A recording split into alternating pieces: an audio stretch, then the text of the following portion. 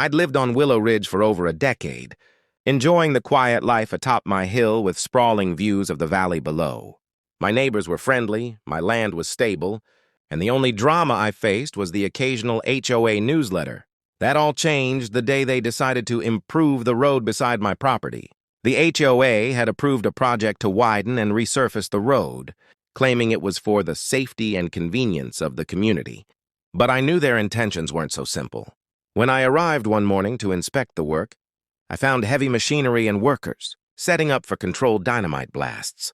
Near the edge of my ridge, I immediately voiced my concerns. This hill has a fault line running underneath. A blast here could destabilize the ridge. The project manager waved me off. We have all permits. It's routine. Just step aside. I left reluctantly, hoping my warnings would matter. Hours later, a deafening explosion rocked the ridge. I watched in horror as dust and debris shot into the air. At first, it seemed contained, but within minutes, the ground began to tremble. Cracks zigzagged through the ridge, snaking down toward the valley. Then I noticed something unbelievable. The fault line extended directly under the HOA's own block of houses. The very blast they had ordered triggered a fault movement, and small fissures began appearing in driveways, walls, and roads. Panic erupted among the residents. I called local geologists and the authorities. Their assessment confirmed my worst fears. The dynamite had caused structural destabilization of the HOA's land, putting several homes at risk.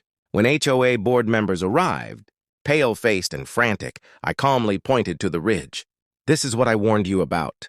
The fault runs beneath the road, beneath your houses. Nature doesn't negotiate with your permits. The engineers quickly cordoned off the affected area and began emergency stabilization work. Homeowners were evacuated, and the HOA board faced legal scrutiny for their reckless actions. By evening, the dust had settled, literally and figuratively. My ridge remained intact, but the HOA had learned a harsh lesson about arrogance and ignorance. I couldn't help but feel a mix of vindication and disbelief.